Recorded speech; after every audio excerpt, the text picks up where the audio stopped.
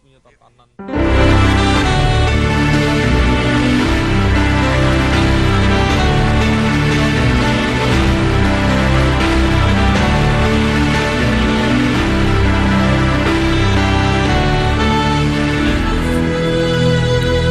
Terima kasih Anda masih bersama kami di Berani Bersih. Kami masih berbicara mengenai skandal BLBI dan sekarang juga ada undang-undang tax amnesty yang akan segera meluncur tampaknya karena sepertinya pemerintah dan juga legislatif sudah memiliki sudut yang sama. Sekarang saya mulai masuk ke tax amnesty.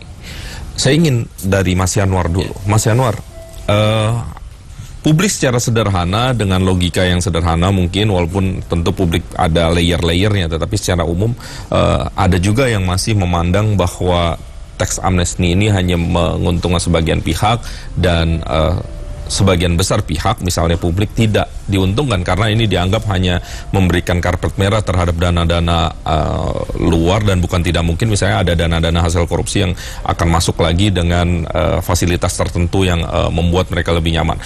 Nah, dalam bahasa yang sederhana bisa disampaikan Mas Yanwar, sebenarnya apa yang akan terjadi apabila tax amnesty itu berlangsung dan apa untungnya untuk publik misalnya seperti itu? Jadi gini, kita ini sebenarnya terfokus seolah-olah orang yang berada di tax havens countries itu melakukan penghindaran atau penggelapan pajak. Yeah. Tax havens countries itu kan salah satu cirinya dia bisa mendirikan SPV kan, Special Purpose Vehicle, yang dia tidak masuk dalam ratifikasi kerjasama internasional, sehingga kalau saya temukan, misalnya saya pemeriksa, saya temukan, oh ini ada SPV ini, di mana? Di Panama. Saya nanya ke Panama nggak akan dikasih, karena undang-undang mereka tidak meratifikasi itu. Nah, itu yang membuat orang itu bersembunyi di situ. Ya. Nah, untuk negara maju seperti Amerika, Jerman, yang pajaknya begitu rigid, yang transaksinya semua itu dicatat dengan rigid, betul. Orang pergi ke SPV di negara maju untuk penghindaran pajak atau penggelapan pajak. Tapi kalau kita ngomong di negara kita, tax ratio kita kan 13% Ya. dari jumlah kue ekonomi. Jadi sebetulnya tanpa ke SPV pun orang bisa juga kan menghindar. tipsani di SPT-nya, tipu sana sini di SPT-nya kan. Jadi artinya bahwa kalau cuma tujuannya saya ingin melakukan penghindaran, Iya. sebetulnya kan Dirjen Sekarang Pajak itu tidak punya, nggak usah jauh-jauh gitu. nggak usah jauh-jauh sampai ke sana gitu. Nah, sebetulnya kan kita mengenal era SPV ini ya era BPPN. Ya. Ya, jadi artinya kan sebenarnya kalau kita lihat ketika BPPN dibeli misalnya, oh ternyata perusahaannya dari Cayman Island, oh perusahaannya dari sini, perusahaannya di situ. Nah, memang studi empiris ya, studi empiris di banyak negara, kalau di negara berkembang, orang negara berkembang masuk ke SPV di offshore atau perusahaan cangkang itu ada dua motif, pejabat publik ya, atau terkait dengan transaksi keuangan, bukan teks. Ya, nah kalau kita kaitkan dengan Indonesia, kita ngomong data nih, cuman saya nggak bawa ya. Ya. Jadi sebetulnya penurunan dana pihak ketiga di kita itu terjadi di 97 sampai 99, turun. Nah, kalau kita bandingkan dengan data pihak ketiga di negara lain, itu bentuknya tuh kayak perahu kebalik dengan Swiss. Jadi kita boleh bilang uang itu waktu itu masuk ke Swiss. Ya. Makanya ada orang bilang Swiss Leaks kan, gitu ya. Nah, tapi sebetulnya dana itu sudah balik lagi tahun 2000 masuk. Nah, kalau kita lihat dari 2000 sampai ke 2016 sekarang, sebenarnya kita sudah tidak punya korelasi dengan Swiss. Punya korelasinya dengan Singapura. Jadi betapa Singapura itu garis dana pihak ketiganya segaris dengan kita dan dia di atas. Jadi dengan kata lain, kalau sekarang kita mau membidik uang mereka ada di mana, sebenarnya di Singapura. Oke. Jadi artinya data perbankan di Singapura lah yang akan jadi kunci hari ini. Oke. Tapi data perbankan yang di Swiss yang sekarang bocor-bocor Panama dan sebagainya itu akan jadi bunyi karena 98 ada persoalan BLBI. Nah, jadi kalau menurut saya sekarang kita mau ngelihatnya gimana? Sekarang saya dalam posisi saya dulu deh, orang kaya deh. Kan orang ini selalu memandangnya dari sisi orang miskin nih. Cara orang kaya mikir gitu Mas. Kan kalau cara orang kaya mikir kan satu. 2017 suka nggak suka akan terbuka. Dia siapa yang dorong? Amerika Serikat. Ya. Coba lihat. Amerika Serikat sebetulnya punya persoalan mau naikin bunga uang itu tidak kembali ke Amerika. Jadi cara naikin bunga nggak efektif. Main kayu sebetulnya. Dia akan mulai tekan Tiongkok dan juga Rusia dari paper-paper ini. Nah kalau saya orang Indonesia yang splatterannya, saya bukan orang Tiongkok, bukan orang Rusia, saya ngeri juga mas. Itu yang dinamakan di pasar keuangan hostile takeover. Saya akan ditekan oleh orang yang akan mengambil aset saya dengan membuka keburukan saya, bukan negara loh. Ini pertarungan antar orang kaya di global. Dan kita terkena imbas. Nah, sekarang cara berpikirnya orang kaya kita 2017 akan kena. Dia front running. Dia membutuhkan tax amnesty sebagai outlet. Karena gini, sebaik-baiknya perlindungan di negara orang, di Swiss aja bocor kok. HSBC Swiss. Kenapa? Karena negara paling besar, Amerika, ingin menekan. Ini menjadi alat perang moneter dia, main kayu. Dia nggak kuat, mas. Perlindungan paling kuat kemana? Ya balik ke dalam negeri. Nah, kalau kita ngelihatnya dari kepentingan seperti itu, tax amnesty menurut saya bisa besar dampaknya, asal tahu motifnya. Jadi kalau saya sih simpel aja gitu. Kalau tax amnesty-nya cuma sekedar kasih misalnya tarif 3%, ya udah masuk ke sini. Tapi pemerintah tidak mengatur bagaimana cara masuknya, rugi. Ya, jadi kalau kata saya, kalau misalnya dikasih tax amnesty-nya berapa, 3%, saya akan bilang masuknya harus lewat surat utang negara yang saya terbitkan yang baru, bukan yang di pasar sekunder. Ya, yang saya terbitkan baru, bunganya hanya 2% misalnya. Jadi ada negatif 1. Kalau sekarang mas, misalnya dikasih tax rate 5 lah. Masuk lewat apa? Lewat Sun kata dia. Masuk lewat Sun, dia belinya bukan Sun baru tapi di pasar sekunder. Bunganya ada yang 10% kan? Saya bayar ke pemerintah 5, tapi saya juga dapat 10 dari APBN. Hukumnya gimana? Itu nggak adil menurut saya. Itu tax amnesty yang menurut saya kita nggak tahu gamenya. Atau tahu tapi pura-pura nggak tahu. Ya mungkin nggak tahu. Jadi itu nggak adil. Tapi kalau pemerintah berpikirnya, wah saya pengen nurunin bunga, oh saya pengen jangan kena ke US dollar. Saya pengaturan mas, bukan hanya tax amnesty. Tapi saya atur misalnya masuk ya ke Sun. Kalau Sunnya nggak bisa terlalu gede ya ke obligasi BUMN atau apa. Itu dipakai buat uang pembangunan. Pemerintah kita kan menginginkan suku bunga turun mas. Ya, ini caranya suku bunga turun. Sekarang Mbak Eva, sudah sejauh mana sesungguhnya tax amnesty ini digodok kemudian bisa mendapatkan skema yang paling menguntungkan untuk bangsa ini?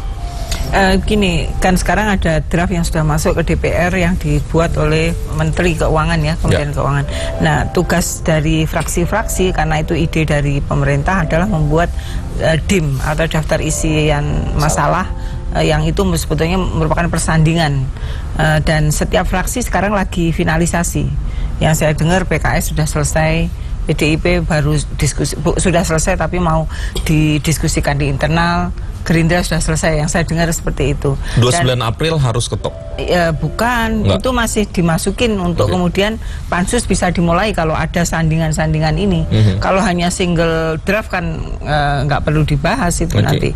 Nah ini pada tahap itu sekarang, jadi kita masing-masing fraksi memfinalisasi draft pendamping dari versi pemerintah, dan setelah itu pansus dibuka.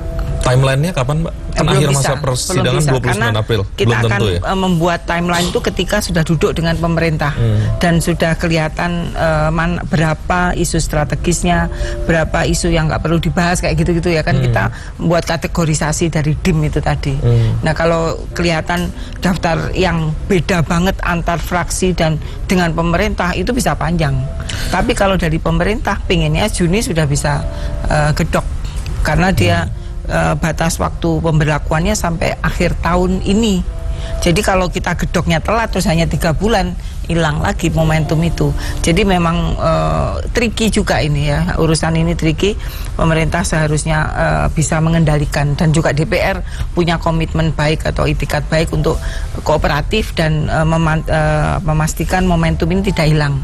Karena tadi hanya Kalau pengampunan kan tidak bisa seterusnya, walaupun di beberapa negara diulang. Ya. Tapi pemberlakuan yang satu paket itu biasanya dalam term yang pendek. Tapi memang terlihat sudah semakin akseleratif karena kemarin kan Presiden juga mengumpulkan pimpinan fraksi, maksudnya dari berkomunikasi begitu memang di istana. Semangat ya, karena memang ada kepentingan praktisnya. Tapi bagi saya sebagai regulator ya pengennya ada kepentingan strategis juga, jangan sekedar hanya butuh duit gitu loh. Tapi terus sistem jelek, karena menurut penelitian IMF kan tax amnesty di negara-negara sedang berkembang itu memang menambah duit, tapi jangka pendek. Tapi setelah itu turun, karena tidak ada perbaikan kepatuhan wajib pajak. Nah ini yang kita ingin mencegah ini tidak terjadi. Oleh karena itu salah satunya perbaikan sistem informasi di dalam pajak supaya tidak ada kontraproduksi dari wajib pajak yang merasa kesal ya. Yang baik nggak dapat insentif itu tadi. Kang Asep, saya minta pandangan Kang Asep, apa yang perlu menjadi catatan apabila tax amnesty ini muncul? Ya, setidaknya ketika regulasi sedang berkembang, kalau kita patokannya praktis atau strategis harus berkeadilan dua-duanya kan. Kalau tidak berkeadilan, masyarakat akan protes kan. Jangan-jangan orang ini kan membalikan pencucian uang arenanya. Kalau sampai dengan pencucian uang, masyarakat mengatakan, loh kami pembayar pajak berkeadilan kan, isunya membayar pajak keadilan kan, berkeadilan kok diperlakukan sedangkan mereka sudah menikmati hasil korupsi, dengan mudahnya pencucian uang, dibungkus dengan teks amnesti dengan mudah. Jangan-jangan besok mengulangi lagi seperti negara-negara berkembang lainnya. Saya pikir bagaimana regulasi nanti Mbak Eva dan kawan-kawan mengatur supaya ini tidak terulang. Artinya momentum ini sekali, tapi ketika regulasinya betul-betul menyelesaikan masalah. Artinya memang kita harus take and give di sini kan, memang kita mau gimana tapi harus selesai. Kalau nggak selesai tadi 2017 akan terjadi, tapi di saat lain pihak juga masyarakat akan menuntut kan, jangan ada perlakuan yang tidak adil gitu. Karena ketika perlakuan tidak adil tidak terakomodasi dalam satu perundang-undangan, ini akan jadi masalah kelak, karena orang akan menuntut kembali. Makanya saya pikir memang dibutuhkan kearifan daripada DPR, dan tadi berkeadilan tadi, walaupun strategis tapi harus ada berkeadilan. Praktis juga memang harus berkeadilan, tidak hanya sembarangan memuatan materi-materi nanti norma-norma yang mengatur bagaimana pengampunan pajak. Tapi kalau akhirnya nanti yang menguntungkan pihak-pihak tertentu tadi, apalagi melibatkan pesaing bisnis luar negeri, akhirnya bisa masuk dan menguasai lagi, kan nggak menyelesaikan masalah. Masyarakat mengatakan kami membayar pajak kecil, kejadian begini lagi akan selesai kan, tiap rejim akan terulang, nanti undang-undang akhirnya masyarakat juga cuek.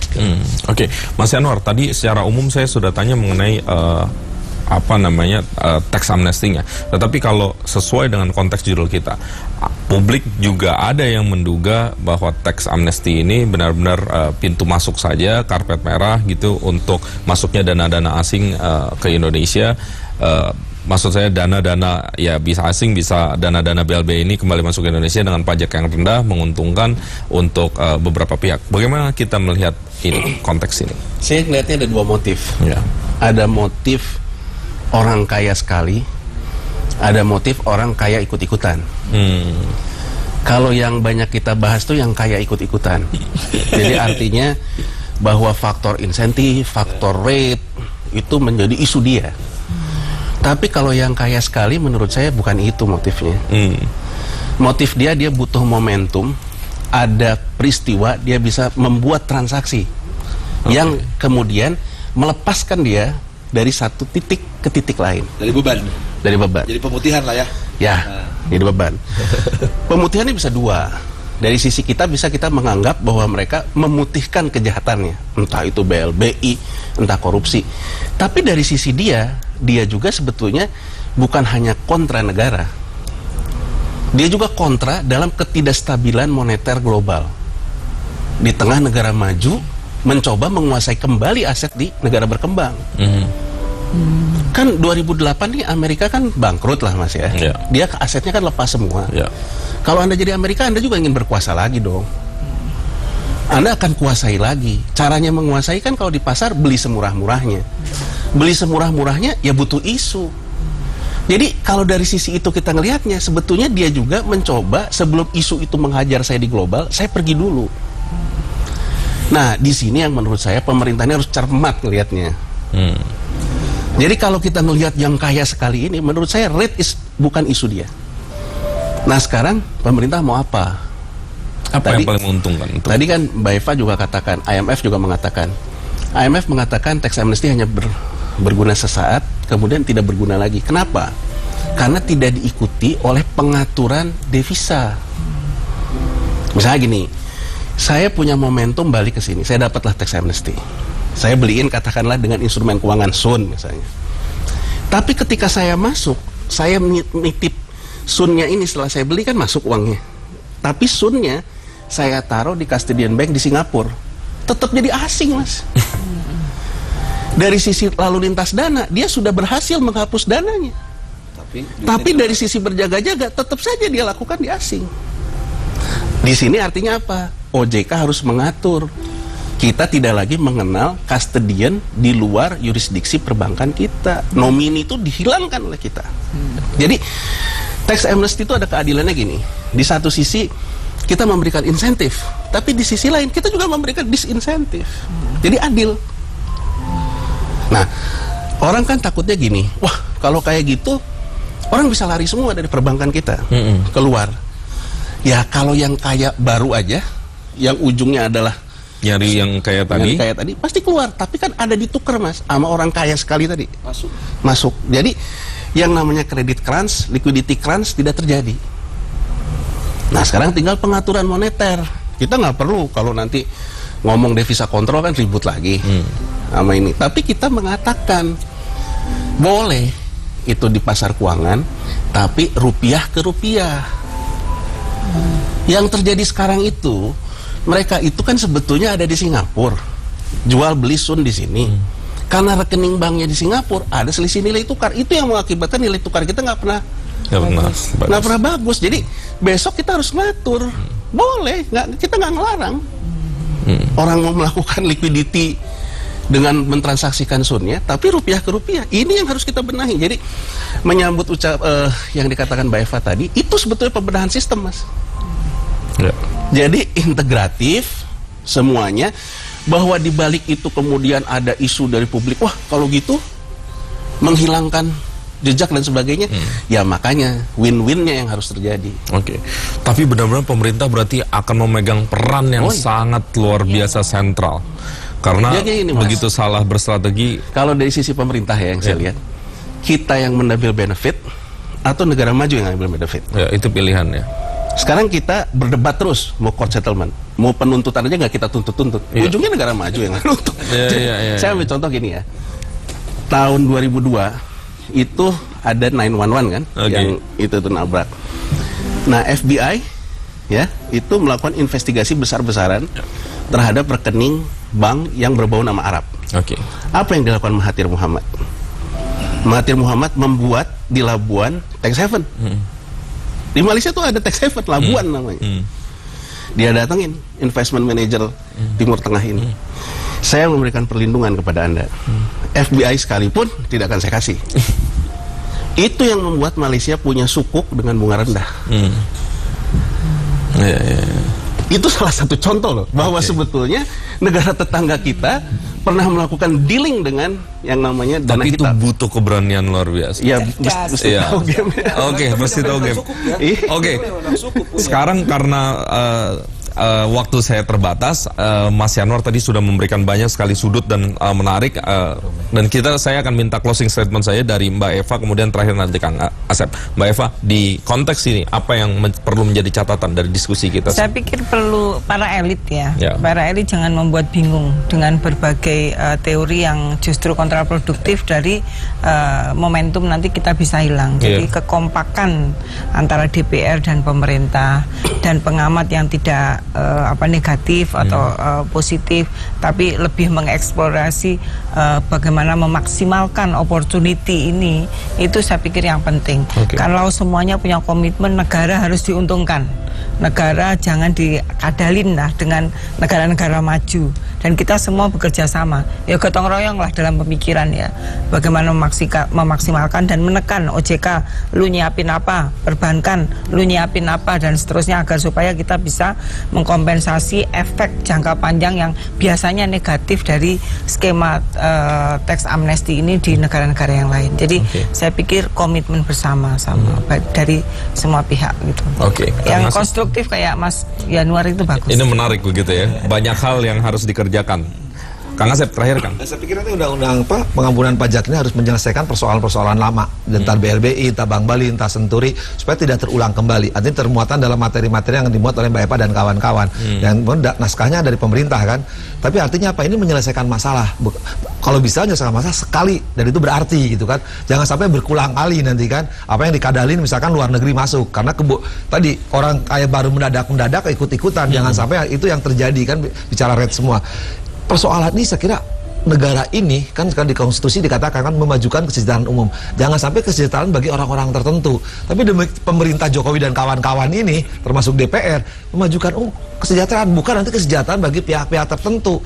Kenapa? Kita kan tadi bicara sejak awal, bicara keadilan. Jangan sampai uang-uang yang ada di Republik ini diputar-putar ujungnya ke situ-situ lagi. Tapi dengan nanti undang-undang pengampunan pajak itu menyelesaikan masalah, tapi bukan dalam arti sesaat. Artinya itu selamanya harus diselesaikan oleh negara ini. Kang Asep, artinya di depan kita akan sama-sama menyaksikan babak baru uji integritas lagi. Ya iya, itu harus selesai. Karena kalau kita misalkan memikirkan masa lalu, ini nggak pernah selesai, ini ada tertinggal, ini selesai, ini kabur, nggak selesai, kita akhirnya cuma gontok-gontokan aja, rejim ini begini, rejim ini begini. Tapi kalau dengan ada kemauan politik will-nya, misalkan sekarang mau kita selesaikan, apapun yang terjadi, oke, di sini selesai, kita selesai. Tapi ada penyelesaian yang berkeadilan tadi. Oke, saya punya waktu tampaknya, makanya saya ingin kembali lagi ke Mas Yanwar sedikit saja Mas.